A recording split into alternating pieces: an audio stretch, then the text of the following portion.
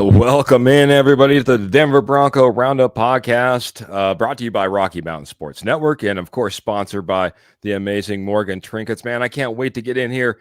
Well, all of you can't wait to get in here because you're already jumping in on the comments over on YouTube, too. Thank you, Posse. Can't wait to get in here, though, this evening, especially when I got fantastic horsemen with me. We got 3 of the 4 this evening. My name is Keith Brugman. I'll be bringing it to you, but I'm not the only one. Got to say hello to my friend, Mr. Mile High Albert Dutchie. How we doing, sir? Het gaat me heel goed. In other words, I'm doing very well. It's an exciting. It's very exciting to be a Broncos fan nowadays. Very exciting. I'm looking forward to the. Yeah, let's not hope too high, but playoffs. Here we come. Ooh, yeah, playoffs. Trevor, the Rocket Man Salzman, we might be talking about playoffs. Imagine that. Welcome in, sir. We've been hanging out. We've been hanging out a lot, man. We were just talking about our draft show that we did last year, man, backstage, man, and all the time that we put in, all the time that we get to hang out together. It's good to see you this evening, sir. How you doing? Doing well, Keith. It's speaking of draft time, it's great not to be talking about the offseason already for some teams that are already looking forward to the offseason and the draft. It's great not to be talking about that, and I don't want to talk about that for a while. Playoff football is in the very rear mirror, I think, for the Broncos. And looking ahead, I think that there's a chance that this team, a very good chance this team makes playoffs this year. They just, again, control their own destiny, but playoff football is ahead, I think, for this team. Yeah, playoffs. Even Graham's coming in with the playoffs. He knows what's going on. Got to get into the posse here in just a second, but absolutely right. It's funny. I've already heard some of the other I don't know, groups out there, podcasts out there, and they're like, in the offseason, we need to be thinking about this guy. We need to be thinking about this position. I'm like, my goodness, Trevor, Albert. Let's ride this for just a little bit. How long has it been since we can get behind our team, be excited about what they're doing and the product that they're putting out there, be excited about the wins that they're putting on the stat board, and like Albert started off with us saying playoffs. Yeah, playoffs are definitely in the realm of possibilities. It's been a long time.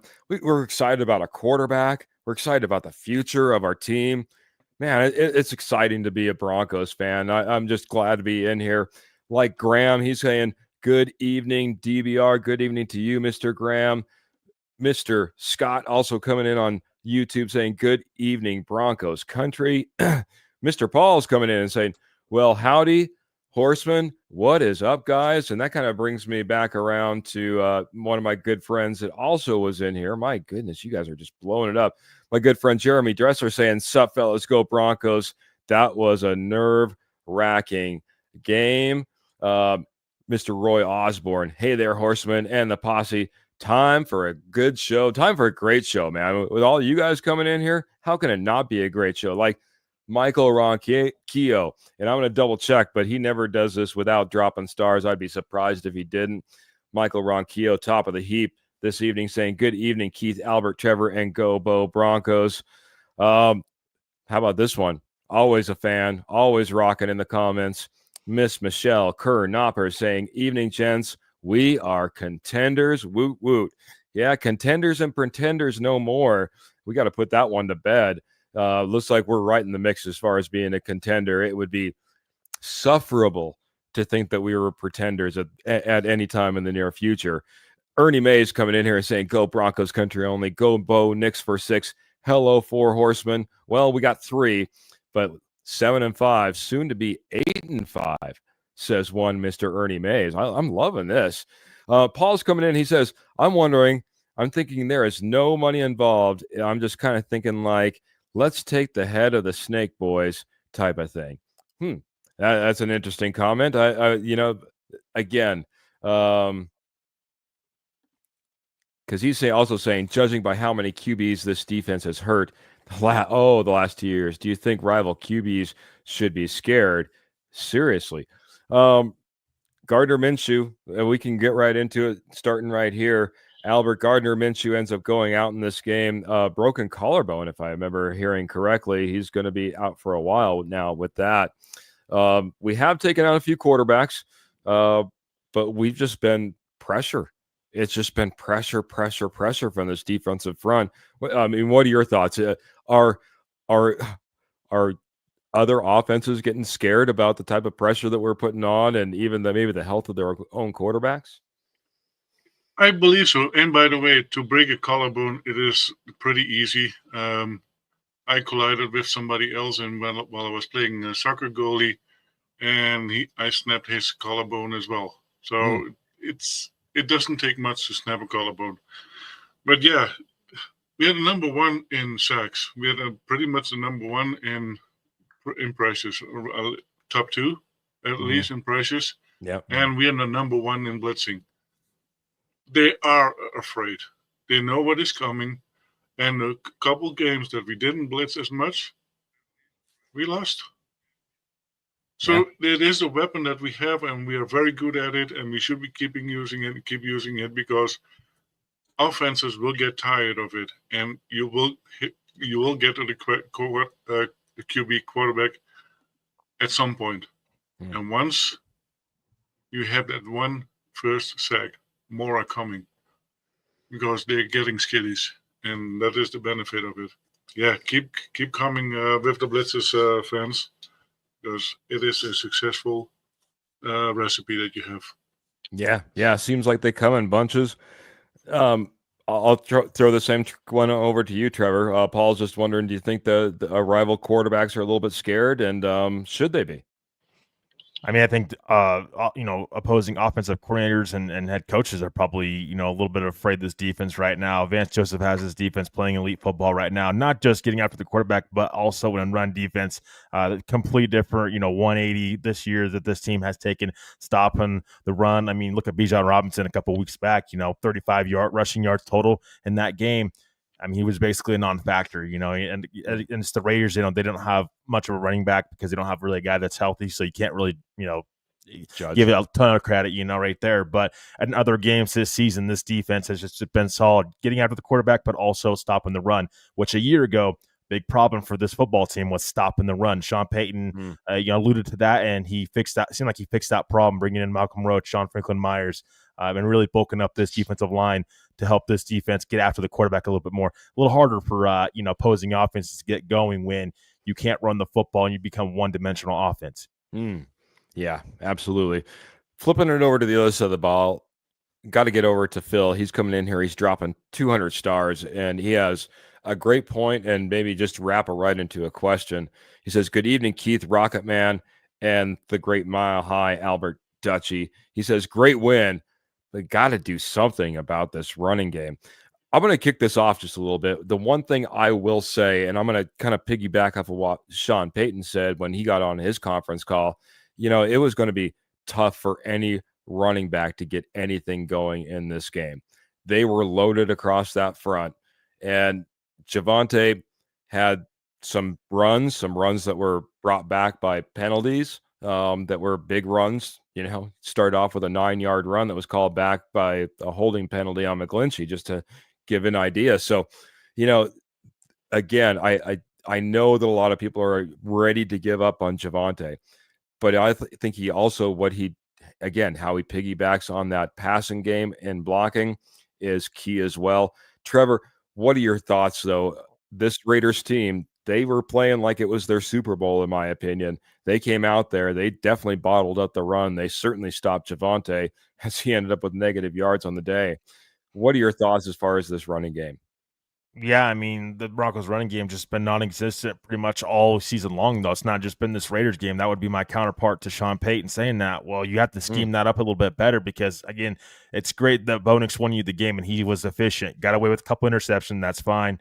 But, you know, it's one of those things where you have to get the running game going. You have to help out your quarterback a little bit. I don't know if it's a personnel issue when it comes to this running back room. I think that's probably part of it. But I'm also just like, well, I mean, Sean, are we going to start scheming this running back room up a little bit more? I mean, last year was a problem too. It's not just been a this year problem. It's been a couple year problem since Sean Payton has arrived. Problem. It's one of those things that he's got to figure out. And because ideally, yes, I know Sean Payton wants Bo Nix to throw the football around a little bit. He loves those, you know, intermediate routes, you know, routes over the middle of the field and, you know, to the side, those screen passes. It seems like that's part of the, you know, the run game a little bit too, getting the ball out quicker. But I just think you have to. I just think you have to, you know, scheme out this up a little bit. I don't know what's going to have to, you know, what's going to have to transpire to do this, but it's maybe a personnel issue, scheme issue. Something's going on where you cannot get this running game going 2 years in a row. It's got to be fixed. Bo Nix, love seeing him throw the football around the field, but one way to help your quarterback, get a running game, get an efficient running game that you can rely upon. Because again, you don't want to become too one-dimensional against a very good defense. Bo Nix hasn't seen half the league yet. We don't know what's going to happen when he sees, you know, really good defenses consecutively in a row. So you have to get, you know, this running game going. It starts this year, obviously. You know, we don't want to look too far into the offseason, but it's been an issue for a couple of years now, and I'd like to see this team address it. Yeah, you know, the one thing I will say, you know, I'm just kind of reflecting back just a little bit. I even remember when Sean Payton got Reggie Bush, and I thought Reggie Bush was capable of a lot more. If you're in a cough, Dutch, you just cover the mic or mute your mic if you can, sir. Okay. Really loud. Sorry. But when he got Reggie Bush, I thought for sure that he was going to be able to go off and be, you know, a 1,500-yard type of rusher. He was not that type of guy. Even if you look at a lot of running backs that kind of went through the Sean Payton system, we think of them more as receivers out of the backfield and the type of yards they can get there as much as they are a running back, you know, going downhill through the middle of the line. So I think that you're onto something, Trevor. This is Sean Payton's always been great at developing a great passing offense, but has he really been able to develop a great running offense? Even with great talent, maybe it's been a struggle for him. Maybe in reflection. Albert, I'm going to throw this one over to you. Albert, Michael's coming in here, the Rock. He's saying linebacker Drew Sanders is now on the 53-man roster. The time was ticking for the Broncos to either activate him or not be able to activate him for the rest of the season. He got that nod, and they waived guard Calvin Throckmorton. Of course, Wattenberg was brought up and is now healthy now. So that was kind of a move that we made back then, was bringing Throckmorton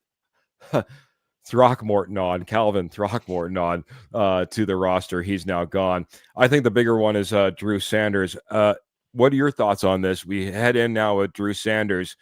A lot of speculation was he was going to be maybe playing the outside edges, but we're pretty stocked up as far as that outside edge. He's listed as an inside linebacker. Where do you think he gets the majority of his play as he comes back now? He is good against he is good against tight ends. So I see him more as an inside middle linebacker. But guess what? He will create starting pressure from the middle now. We will get more pressure, more pass rushing ability, because he can defend tight ends. He can go sideline to sideline, and he can attack in the middle. We have seen that in the early preseason games, and I think our defense just got a little bit scarier for opposing offenses. I think this is a really, really good one. I hope they take it a little bit slow with him and ease it up a little bit, but give him 10, 15 snaps to ease him in, and then bring him back in full-time the next game, because I think Sanders will boost our defense incredibly. Interesting. That, you know, that made me draw a parallel. Trevor, I'm going to throw it over to you. Do you think that Do you think that Drew Sanders could be more like the replacement for an Alex Singleton as he comes into that inside linebacker? Because he has a lot of the same traits as Albert was saying. He's a pretty fast guy, pretty twitchy guy, and certainly tries to get downhill and get after that run game, kind of like we saw Alex Singleton as he led with tackles for multiple years. Would have probably been leading again this year. Yeah, I mean, I know that they just activated Drew Sanders. I still think they're going to bring him through slowly. I think Cody Barton's probably replacement for Alex Singleton right now. Justin Sternad's playing pretty well right now. You know, they still have the decision on Quan Alexander and Zach Cunningham too. So it's going to be interesting to see how they develop this idea of where Drew Sanders is going to play. Because honestly, do we even know where he's going to play? Is he going to play edge rusher? Is he going to play the inside linebacker? It doesn't seem like we have an answer at all. So it's just one of those things where are they going to use him at? Still, that's a big question mark with him. And you hope that he's another one of those picks that, you know, from the 2023 class, Marvin Mims, obviously Riley Moss is starting to pan out a little bit more. What's Drew Sanders? You know, you need to see him. We need to see more of him. And, you know, hopefully they can get him on the field. But I think it's going to be one of those things where they're going to slow him into this. Again, he hasn't played football in a very long time now. So, you know, coming off a significant injury, not sure that they're going to just ask a ton from him right away. Not even sure where he's going to play exactly right now. That edge rusher room pretty filled up right now. Not sure that he's going to be, you know, that's the biggest need for him to be used right there. I'd like to see him an inside linebacker where I still think you can get better and upgrade there. I just think that you have other guys probably blocking him right now. Yeah, maybe the first place we really see him is out there on special teams. Again, that's one of the places you can get kind of, you know, onto the field. You're not called upon all that much, and maybe get yourself a little bit more situated to game speed and running down the field and the nine. So maybe look to see how he's doing on special teams, and if he's coming back that way. I would like to see. It's always great when you're starting to get these guys back and they're healthy this time of the season, guys. We're starting to get guys more and more back. We'll talk about some guys that maybe aren't so healthy here in just a little bit as well. But I want to hit the posse and get into a few more comments. Our good friend Rodney Garcia is coming in over on YouTube saying, "Good evening, guys. Just got done with the gym. Go Broncos." Pumping it up and giving us a lot of orange and blue. Thank you so much. And inspiring me just a little bit, you know, because honestly, I need to get to the gym more often. So thank you, Rodney.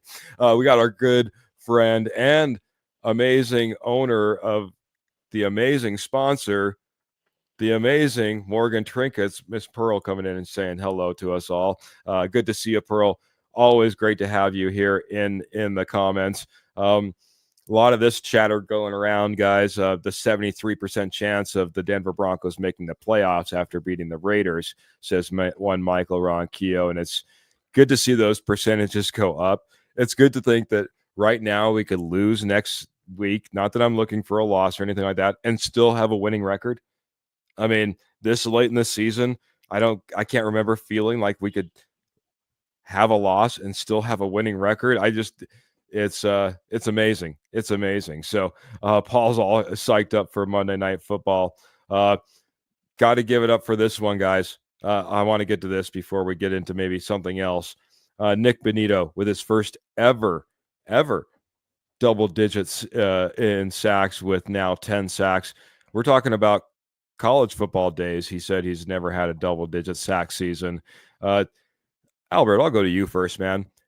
We were unsure about this pass rushing. We were talking about how many Batmans do we have? Do we have any only Robins? Do we don't have a Batman? Now all of a sudden, Nick Benito, he came flying out the chute this season. Now sitting at 10 sacks, first time since the great Von Miller and Bradley Chubb were able to accomplish that feat. Talk a little bit about Nick Benito and what he's been able to do, and how much he is a big piece of this defense, I guess. I think we still don't have a Batman, but we have a Flash. I think because of his speed, that's why he gets those sacks, because he beats pretty much everybody with speed. A little bit twitchy here and there, but speed, that's what it is. I think the Batman is still out on the field there. And it could be Cooper, could be Ellis when he comes into play, into fruition a little bit more. And who knows, maybe it might even be Sanders. But Benito is not the Batman; he is the Flash.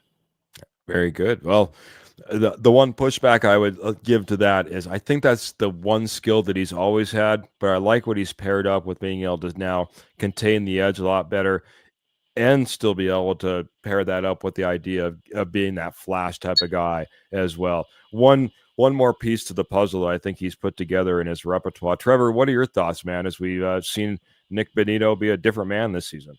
Yeah, he's taking steps in the right direction. That's exactly what Nick Dino has done. It's telling when they are. This is a team that's looking to make the playoffs, and you move off of Baron Browning and to create space and more playing time for Nick Benito to really, flourish. And this coaching staff and the front office must have seen something with him. This is a George Payton draft pick from 2022. And we just talked. We're about to talk about another guy that just didn't unfortunately pan out from that 2022 draft class. But Nick Benito definitely panned out. It seemed like up to this point. I'm not ready to call him a Robin or Batman yet.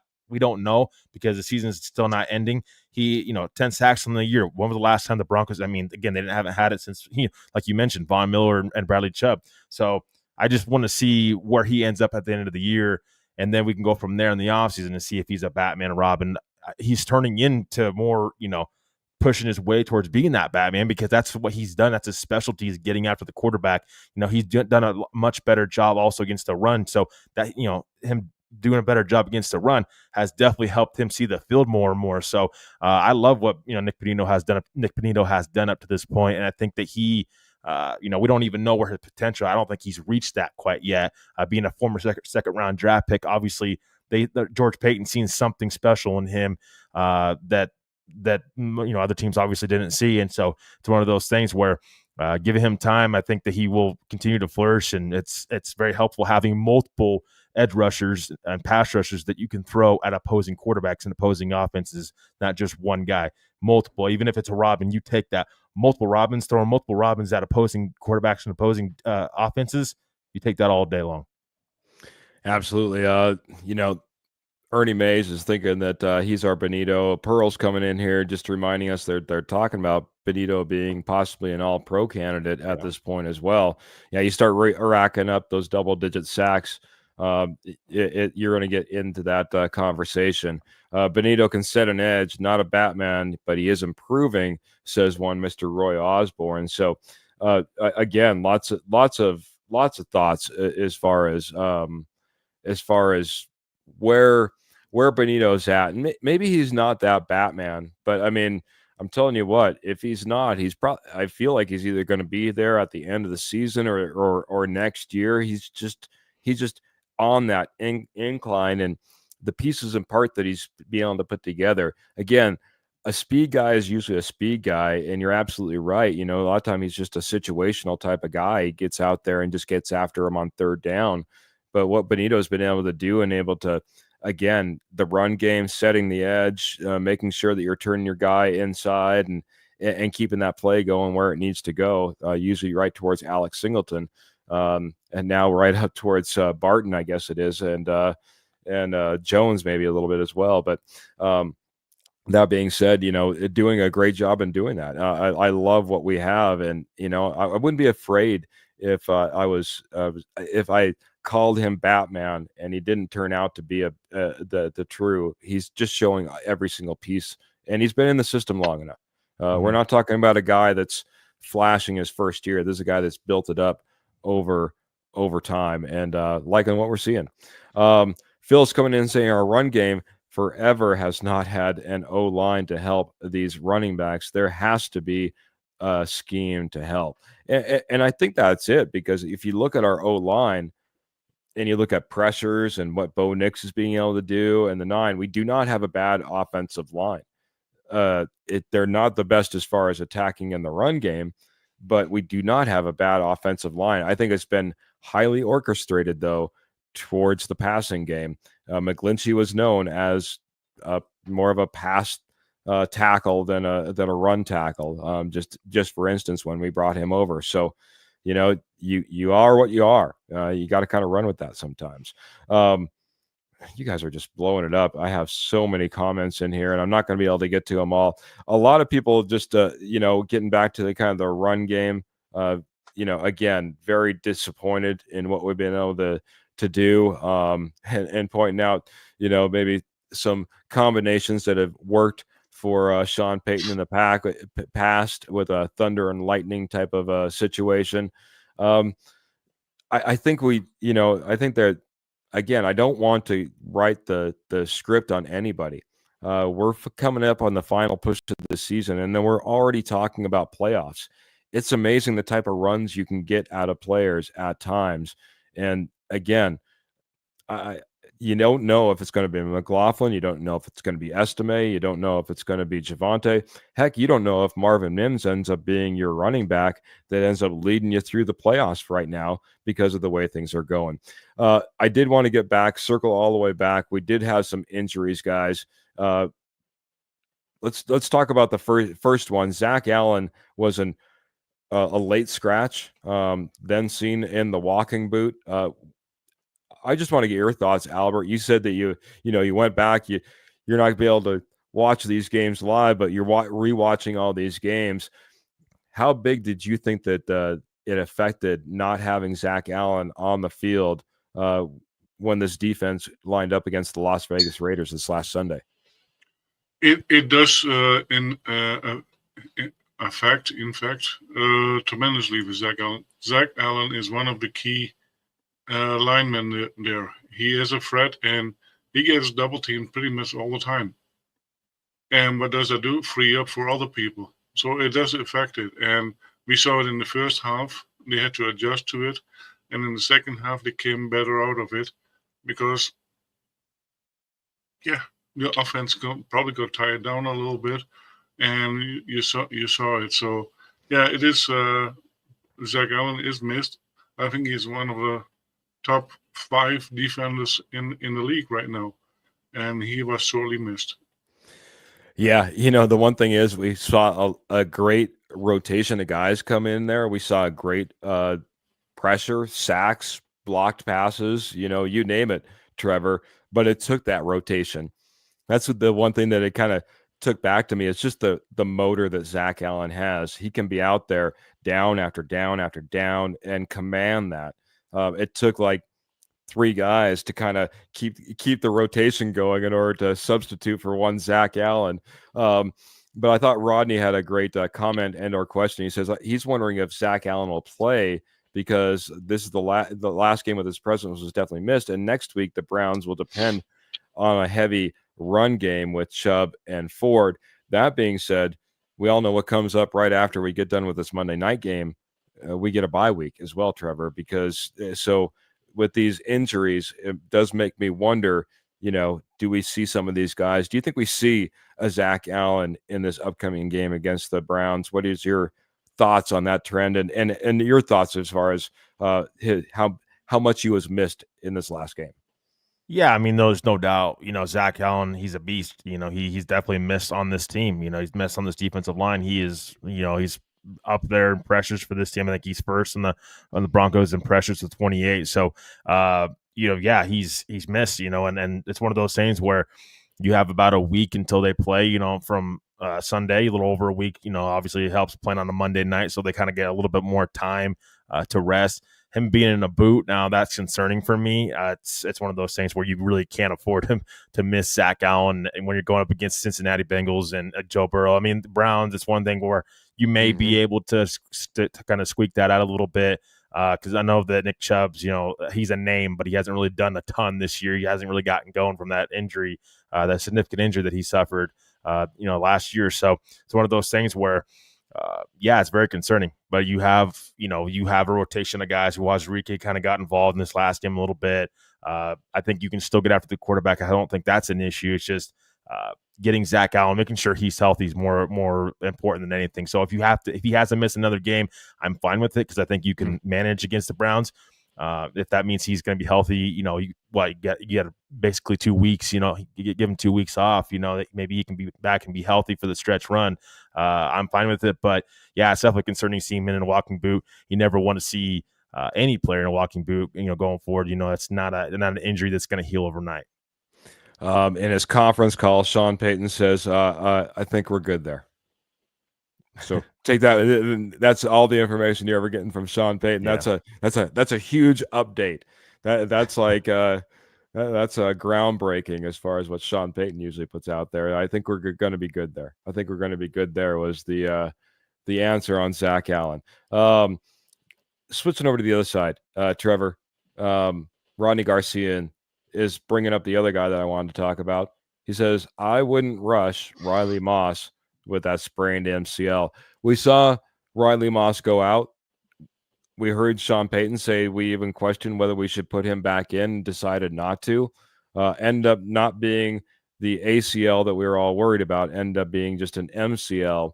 Haven't heard anything as far as MRIs or anything like that. But what are your thoughts as far as, again, the loss of one Riley Moss, whether it be this game or this last game that we missed him or this game coming up? And, when should we bring him back in your opinion?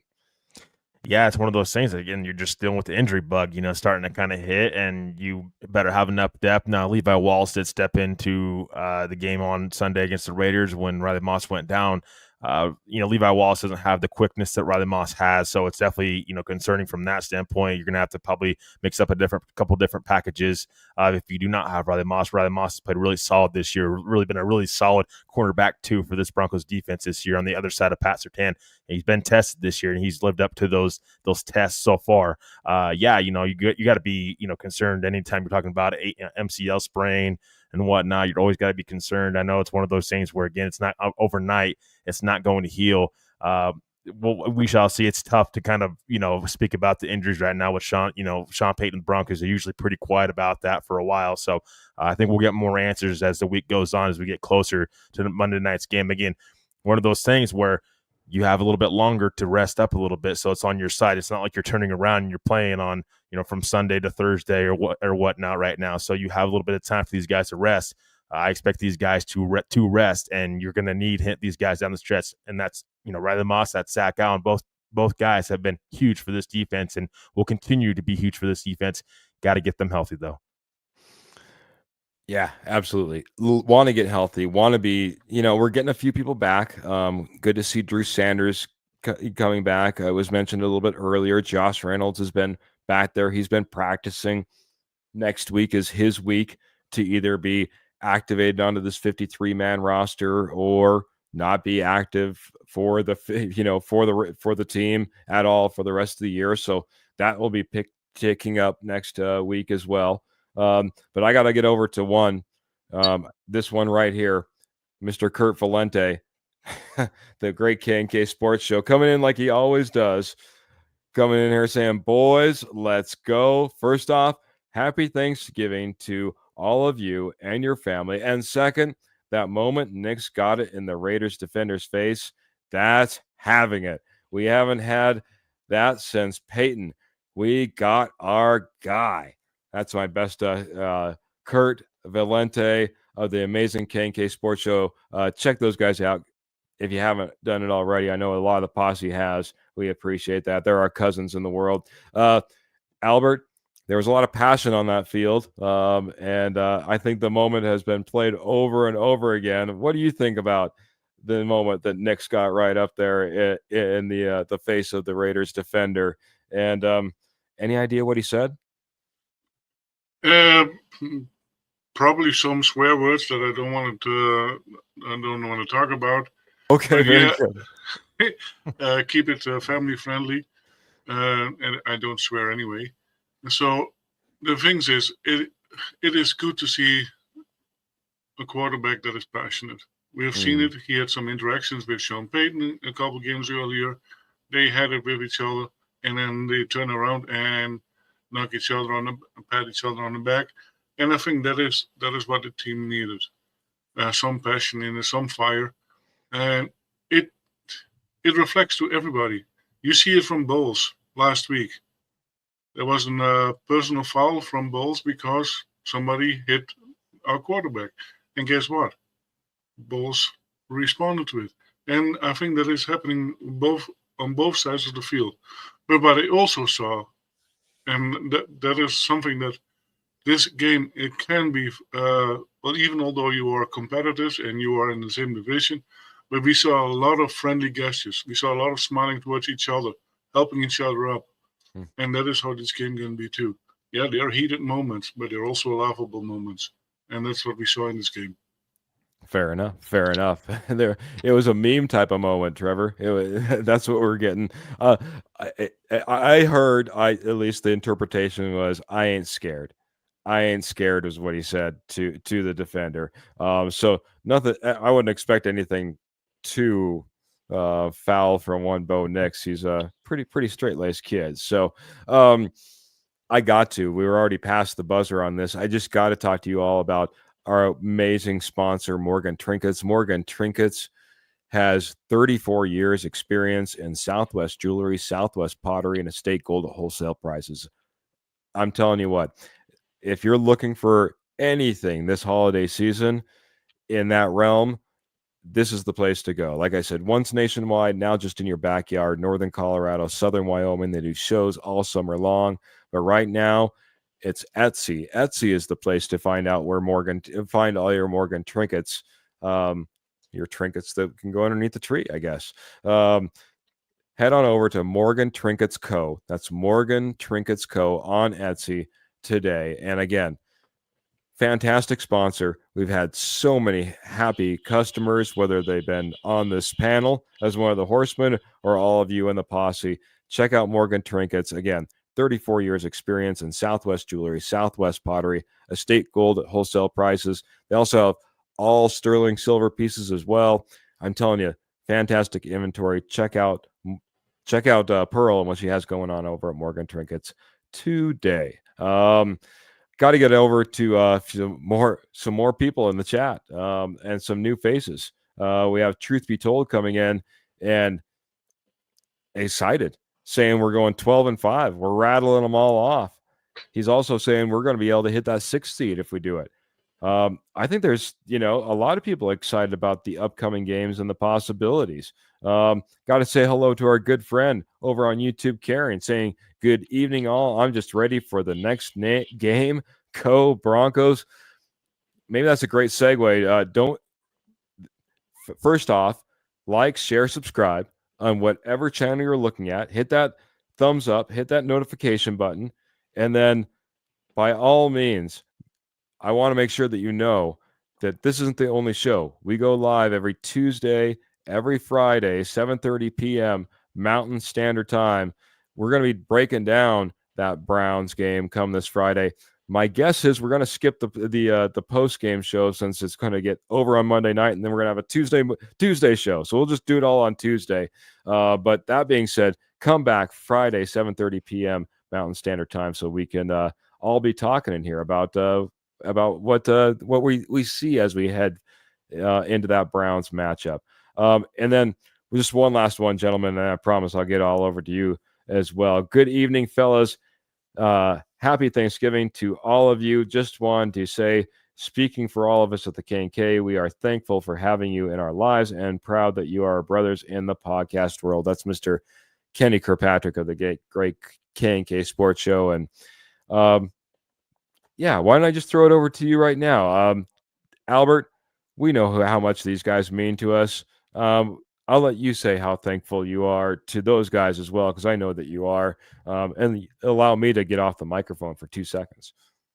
Yeah, the K&K Sports Show. Yeah, they are our brothers in arms, and they have their show. And then let's not forget Kurt Van Lende talk about Broncos. Yeah, they come on our shows whenever they want, and we can get on their show whenever we want. It is such a great partnership. When we had the draft, Kenny was pretty much all there, and yeah, it's such a fun collaboration, and we will share the posse as well, because they have some of their posse members come on our show and vice versa, and it is a really, really nice partnership. And soon we might have a special thing going on again, orchestrated by Kenny. I hope that is going to happen soon. And we all would like to see you join in with that show as well. Absolutely, man. We always love the K&K guys. Trevor, the K&K guys, man. Kenny, the stepfather, he comes in here. He's hosted. You and him have hung out a many a time as I've had to be gone. Just a little bit of love for Kenny, and don't forget about the amazing Kurt Valente as well. And that's just not it. It's not a two-guy panel. You have Carson and you have Paul, and I mean, it just keeps on going and going. They have just a fantastic panel of guys, but a lot of love over there. Yeah, nothing but love over there. Those guys are amazing. I've known them for over a year now, so I'm grateful and blessed, and we're all blessed to have them in our lives. So, we're blessed to have our amazing posse too, and we share fans, and it's just such a great thing. Can't forget Graham over there either. Graham does a great job over there at KK as well. So, and this is a great segment here right now. Me and Kenny do mock draft shows, so I know that everybody that's new to our channel, to their channel, we'll be doing mock draft shows like once again this year when it's when it's appropriate for sure. Sometimes I go on Kenny's and Paul's Giant show as well. So give them guys nothing but love, and we appreciate them and appreciate everybody that comes into our chat. And whether you're new or you've been here for a long time, we love you, and we're going to continue to give you the best because everybody deserves it. And just a lot of love and respect and just thankfulness that we have for everybody. It's just truly unmatched. And thank you for everybody to the bottom of our hearts. I think I can speak for these two gentlemen on the screen with me for everything that you guys do for us. Like sharing, subscribing, everything you guys do. Just so much. We really, really appreciate it. We do all this for you guys. Absolutely. Like I said, lots and lots and lots of comments. I think this is one that we need to get to, though, and it's a great segue. Coming right there from Kenny. He says, I have a simple question. I know he would like to know what the Giants are getting in one Greg Dulcich. We didn't talk about this, but Greg Dulcich, former third-round pick, hasn't been active for 6 weeks, I think it is, at least 6 weeks. Now no longer on the roster. He was let go, picked up on waivers pretty quickly by the Giants. Albert, Kenny's wanting to know, what are they getting? What do you think that they're getting in one Greg Dulcich? Do they have a reason to be optimistic in any way? Yes and no. If he can stay healthy, he could be a very good weapon. But that is the big thing. If. And he was Sean Payton had a plan for him to be the Joker last year, and that didn't work out. But he can be a danger when he's on the field. He can be a danger, and so but you never know where you have him. He was in a walk-on at college, and now he is a walk-off. So pretty much that's what it is. You never know what you have with Greg Dulcich. I really was hoping that he would be that Joker for us, that he could be that weapon, but it never worked out. And kind of sad that he's going, and kind of glad that he is going, because he was taking up a roster spot that is now cannot be used for something that can stay on the field. Yeah. Phil's saying a guy that cannot stay healthy. Best I can say, Kenny. Trevor, any optimism for Kenny and what they're getting for one Greg Dulcich? What are your thoughts? Maybe in a different scheme, maybe a different coach, maybe a different roster. Yeah, we'll see. If they're, the Giants head coach and their GM is still around, when it comes to next year. But yeah, I mean, the Giants, to my knowledge, I think there were going to be multiple teams that put in waiver claims on Greg Dulcich. The Giants were just first on the totem pole as far as taking a chance on Greg Dulcich. I mean, again, Kenny, I would say you're not getting him for just this year. If you so choose so, you're also getting him under contract for next year because he's only been here 3 years in Denver. So we have his 4th year coming up as he was part of the Broncos 2022 draft class. Just didn't pan out, 3rd-round draft pick. He's talented. It's just you got to develop him, and he's got to be, develop into a better, blocker as well. It's just something that he's struggled with. And he's got to find ways to get open. And if somebody can, put the time and work into him, I think that there's something there with Greg Dulcich. He wasn't a 3rd-round pick by mistake. There's talent there. Health is definitely a concern too, but he just needs to improve as an all-around tight end. Hopefully, whether it's this current coaching staff in New York, with the Giants, or it's the next regime that comes in, they can develop him. The Broncos, I don't know if they've solved their tight end issues right now. It doesn't seem like, Kroll and any of those guys are really taking off either. So that's one of those things where, Sean Payton has his guy in Kroll. So, it's one of those things where he's just got pushed out, who's from a previous regime, Mr. Greg Dulcich. So wish him nothing but the best, from all of us here. And hopefully he has success and he can stay healthy for the Giants. Yeah, absolutely. I always wish the best of success to all the former players. Maybe unless they end up on the Chiefs or the Raiders, and it becomes a little bit tough to have the best of success. Maybe the Chargers as well. Absolutely. I think that he's either got to develop into that guy that is a little bit more well-rounded, or you go the opposite way and you make him just that gadget guy that's mainly just a big wide receiver, right? And you're getting more of that out of him, more of a little Jordan Humphreys type of role than he is, playing on the inside. Because you could go either way. Again, it just depends completely upon the regime and the coaching staff and how you want to utilize him and what you see in him as a player. Got to give a big shout out. Truth be told, coming in here, he's been sharing a lot of just how long he's been a Broncos fan since 1965. A lot of people all giddy because he got to see the Orange Crush. But this is his first time on our channel, and that means you don't know it, but you're now part of the posse, truth be told. And thank you so much for coming in here and being a part of what we do. We do this all for you. So like Karen said, welcome, truth be told. So I just want to check everything.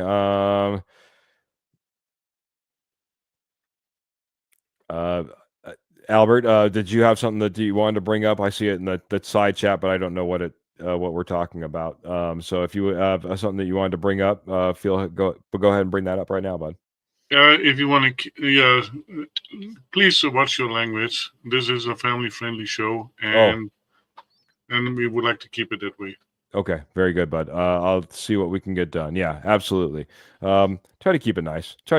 But welcome in, everybody, and glad that you're here. So, try to get everything cleaned up in the background, gentlemen. That being said, boy, it seems like this year has flown by. It does feel like just. It was just a couple of weeks ago that we were talking about draft and doing the great mashup with the K&K Sports Show and putting it all together. It seemed like it was just a few weeks ago we were doing off season and wondering what this team would be and going through the preseason and seeing what was to come and now here we are, with a 7-5 season behind us and Thanksgiving's just 2 days away. So Trevor, I know that you had a little idea that you had brought up.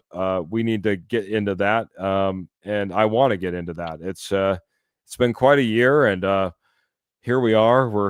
We're excited about our team. We're in a great spot, like you said. We're not talking about what we need in a draft pick and our terrible season. We're talking about maybe a season we're a little bit thankful for. Yeah, absolutely. So again, Posse, you guys, chime in in the chat as well and tell us what 3 things Broncos fans should be thankful for. Thanksgiving, it's fitting. We'd love to hear what you guys are thankful for as Bronco fans, as us covering this team. Keith just mentioned it right there. We're not talking about the draft. We're not talking about free agency already. We're still in season. This team has a chance to, make the playoffs and a very good chance going forward. So, Keith, if you don't mind, I'll just start off, with my list real quick. So I have 3 guys. So my first one is, this is, again, everybody's going to have different opinions here. A growing rookie quarterback, first and foremost. That's number 1 on my list as far as 3 things that Broncos fans should be excited for. Us covering the team, we're going to have different opinions, and this is one that I have right here. Most important position in the NFL and football, and maybe even in the sports. You got to have a quarterback, and it's just one of those things where Bo Nix is a growing quarterback. Is he that franchise guy yet? We can debate that, but I think he needs time. 16 touchdown passes, 6 interceptions, and 65 completion percentage with the 56 QBR. I mean, this guy is just growing right before our eyes, guys. That's huge from the quarterback position. We haven't, seen that in Broncos country in so long. As far as, hey, what the fans have to be excited for, what quarterback. Now you have something to be exciting for with Bo Nix. He certainly, seems like he's passing the eye test week to week, and he's continuing to improve. Second on my list is top 5 defense in the NFL. The Broncos defense has been carrying the load, guys, all season long. I know the offense is starting to come along a little bit, but this Broncos defense is just turning a different page and complete different defense from what they were last year. They're top 5, and stopping the run and again, getting after the quarterback, second in pressures this season. You have many different Robins, if you want to say, getting after the quarterback, and really making off other teams' offenses scared to a point, and really making them having to adjust to a point. So it's just the top 5 defense. It's huge as far as getting to the playoffs. You have to have a quarterback, and you have to have a defense. Defense wins championships. We just seen that Super Bowl 50 with the Broncos back in 2015. So it's one of those things where they're definitely thankful for that. My third one is just simple: culture change. That's what Sean Payton's brought to this Denver Broncos football team this year. I think it really just started last year in a way, but you're seeing him bring in his own guys, and it's just really, went a big way, went a long way for this football team. Started last year when you beat the Chiefs at home. Haven't beat the Chiefs in a long time. You broke that streak. And then with the Raiders this year, you're sweeping them. I mean, talk about this culture changing here in Denver. Sean Payton, I've harped on Sean Payton many different times when it comes to this offense in the running game. But the culture that he's brought to this Denver Broncos football team has been absolutely huge, and should be something that we're all thankful for. We all know how bad the Hackett era was, the Fangio era. Even VJ, again, in fairness to VJ, he wasn't ready to be head coach yet in the NFL. Sean Payton's brought a different mindset to this team. He's brought a different toughness to this team. He said it from week 1, young and hungry. That's what this football team is. And I mean, they're proving it right now. I mean, 70% chance of making the playoffs for the first time in years. Kudos to Sean Payton. The culture changing is real here in Denver. Well said, buddy. I like that. Bo Nix, top 5D, the culture change. We have so much to be thankful for. And you wanted the posse to get involved, and I'm just scrolling. First one was Rodney Garcia saying he's thankful for a great defense. Paul's coming in with his 3, Bo, the defense, and the coach. Kara coming in here. Kara Zor, and I'll just leave it at that. Coming in here and saying Sean, Bo, and our defense. New face. Nice to see you in here, Kara. I appreciate it. Chime in. Welcome to the posse. Rodney Garcia, Bo, VJ, and Benito laugh out loud. I don't know why that's anything to laugh at. That's a great 3, man. I like that. Graham's coming in here, part of that K&K Sports Network that I forgot to mention. Thanks, Trevor, for throwing his name back in there. Bo Nix, our edge rushers, and the Walton, Penner, and Company. Ernie Mays for the Denver Broncos. For him, it's Bo Nix, Mims, and Sertan. I like this one. Solid coaches, awesome D, and Bronco family, says Phil McLaughlin. I'll get some more here in just a second. Dutchie, let's get to yours, and I'll get to who's everybody else, all the comments, man. Great little segment here, Trevor. I am thankful for definitely for 2 people. Garrett Bowles and Quinn Miners. Those 2 are the big guys that with the offensive line. Garrett Bowles is probably the number 1 tackle in the league right now. Quinn Miners, top 3 guard for sure. Without this O-line, I also believe that Bo Nix would not be as good as he is right now. Let's call it O-line. I'm great for the O-line. I am also great for the Russell Wilson contract because we are in cap doohickey. But guess what? with the weapons that we have created, everybody is underestimating us because we have a team. We have only one first rounder in the defense. And why is that? Because of the situation where we're in. So we have to thank Russell Wilson for that. And then number 3, yeah, I cannot not say much praise about the ownership because those owners, they are willing to take. They are doing so much for this franchise, and I'm really happy for the ownership that we have. And guess what? Everybody who is shopping at Walmart. Yep, yeah. The Walmart, we like the Walmart dollars. Yeah, the Walmart dollars have helped out the Denver Broncos. Martin's coming in with his. That's a good 3, buddy. The O line. I like what you said as far as the Russ contract because one of the things I do here and I try to remind myself from time to time is in anything that happens that you take as bad, you need to find the good in anything that's bad, right?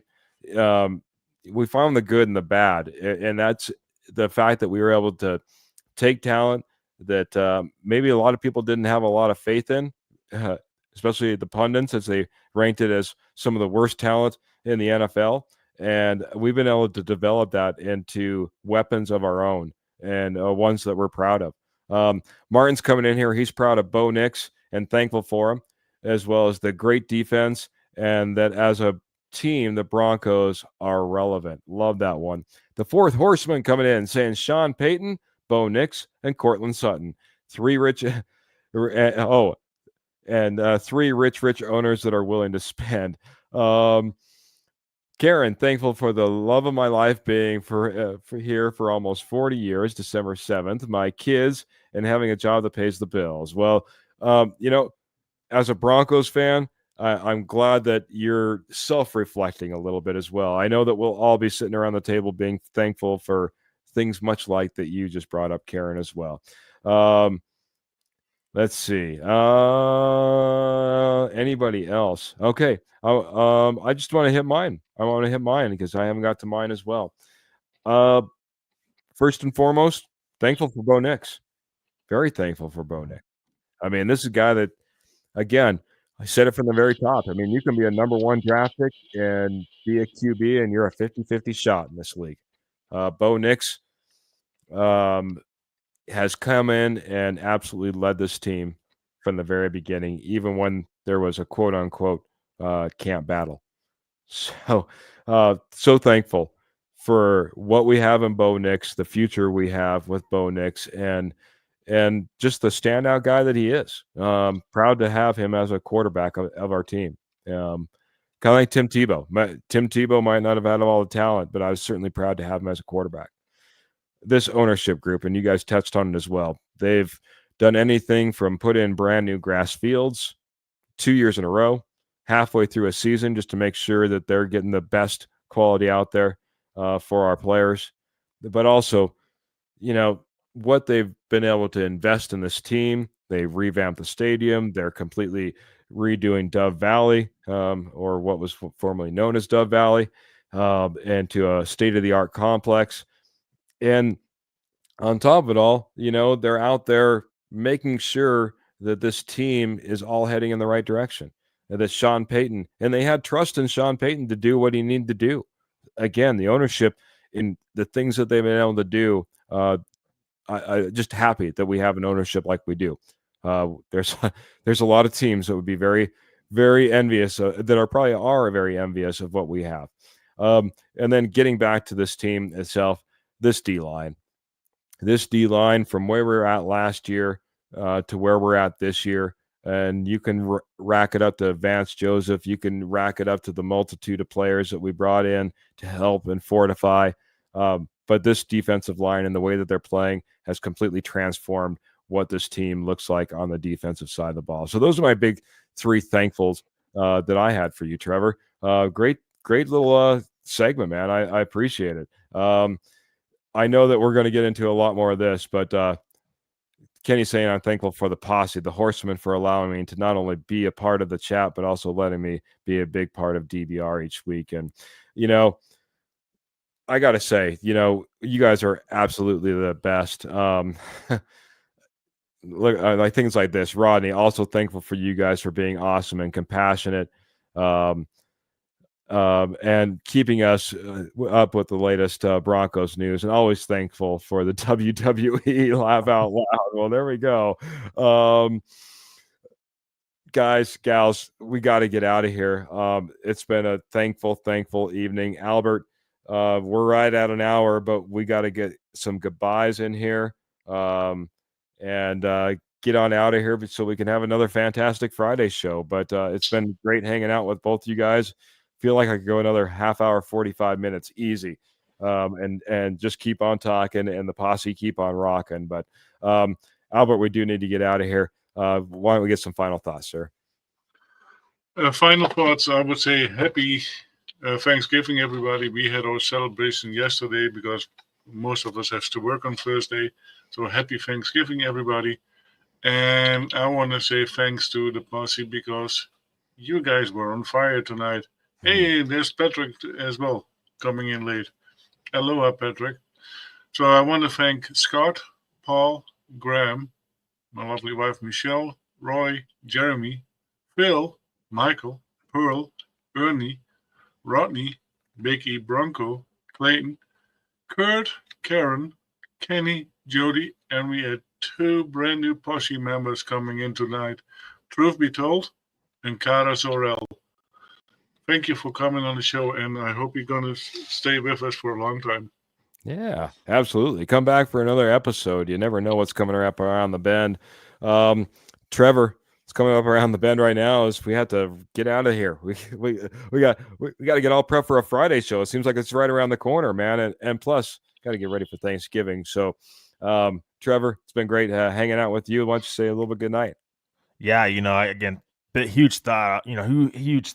Just be shout out to everybody. That's what I'm trying to say. I try and get all my words out. Apologize, guys.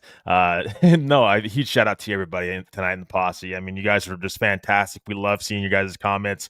I hope everybody enjoyed that little segment towards the end. Just want to give back to you guys as much as possible, and we really appreciate all your guys' support. Whether you've been with us for however long, or you just started following us now. I really appreciate you guys, and in so many ways, just being here, being a part of the posse and in the chat, really means a lot to us. And just hope everybody has a great Thanksgiving. Be safe out there. Have fun with your family. Watch some football. I think there's 3 games on Thursday night. So Thursday, just in general, I think starts like 12 p.m. lunchtime for everybody. So hopefully everybody enjoys. And we'll see you back here on Friday, for another great episode of the Denver Bronco Roundup. Again, huge shout out to you guys. Thank you for being amazing. You guys are I'm speechless right now. I'm slurring my words. Thank you guys for everything. Hope you guys have a fantastic Thanksgiving. And as always, go Broncos, and happy Thanksgiving, guys and gals. Guys, gals, and you talk about speechless, man. Here comes Phil McLaughlin, leaving me speechless as we leave tonight, man. Phil, anybody, but Phil, as you're doing it right now, dropping 500 stars as we're getting out of here, man. I'm thankful for every single posse member that has come for the ride. We've been doing this now 4 going on 5 years. We'll be doing 5 years coming up around the corner here. Almost getting 4 years in the books. We've been growing, and the only way we've been able to do it is because of all of you. When you're able, capable, willing, wanting to drop stars like Phil does, that's amazing. But I want you to know we appreciate every single one of you. Phil, thank you for making this a great Thanksgiving show, because man, I just like Trevor said, I'm choked up. I don't have words. I'm supposed to be a podcaster. That's not supposed to happen. So I'm so very thankful for every single posse member. Like I said, I'm thankful for you, Trevor. I'm thankful for you, Albert, and Jody, if you're listening out there. I'm thankful for you as well. The K&K guys who come in here and help us out, thank you so much. Can't wait till we all get to do that big old podcast. I can't wait to be sitting there Friday night talking about the Broncos, Browns. But we got to get out of here tonight. Again, thank you all. You guys really mean a lot to me. Man, you're going to be one of the things that's going to be mentioned around the table when I'm giving my thanks this come Thursday. So that being said, we got to get out of here. I do it one way and one way only. Remember, keep your feet in the stirrups, keep those guns in your holsters, and always, always keep the Denver Broncos in your heart. We're going to get out of here. Have a fantastic Thanksgiving, and I can't wait to see you again.